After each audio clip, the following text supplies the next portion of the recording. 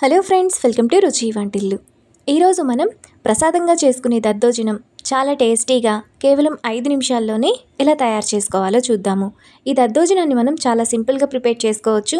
ప్రసాదానికి పెట్టడానికి బాగుంటుంది, ఇంకా మనం తినటానికి కూడా చాలా బాగుంటుంది. సో లేట్ చేయకుండా వీడియోలోకి వెళ్ళిపోదాం.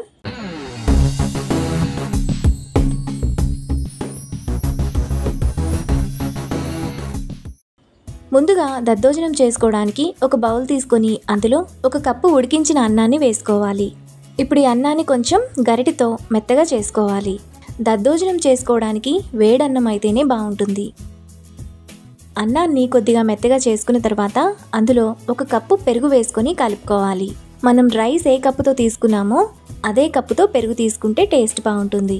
ఇప్పుడు టేస్ట్కి తగినంత ఉప్పు వేసుకొని కలుపుకోవాలి. మీకు రైస్ కొద్దిగా గట్టిగా అనిపిస్తే ఇంకొద్దిగా పెరుగు వేసుకోవచ్చు, లేదంటే కొద్దిగా నీళ్ళనైనా యాడ్ చేసుకోవచ్చు.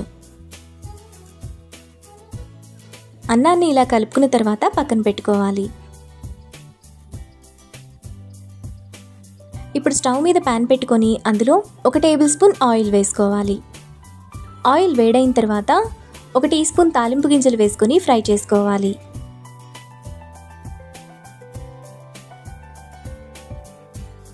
ఆవాలు చిటపట్లాడిన తర్వాత అందులో సన్నగా కట్ చేసుకున్న ఒక పచ్చిమిరపకాయ, 1/2 టీ స్పూన్ సన్నగా తరిగిన అల్లం ముక్కలు, ఒక ఎండుమిరపకాయ, 1/2 టీ స్పూన్ కచ్చా పచ్చాగా దంచిన మిరియాలు, 1/2 టీ స్పూన్ శొంఠి పొడి, 1/2 టీ స్పూన్ ఇంగువ, ఒక రెమ్మ కరివేపాకు వేసుకొని ఫ్రై చేసుకోవాలి.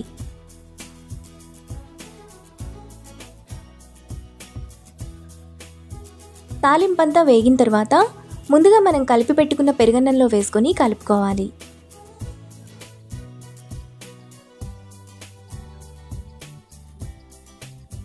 మనకు చాలా టేస్టీగా దద్దోజనం రెడీ అయిపోయింది. ఇప్పుడు ఈ దద్దోజనాన్ని నైవేద్యంగా సర్వ్ చేసుకుంటే ఎంతో టేస్టీగా ఉండే ప్రసాదం దద్దోజనం రెడీ.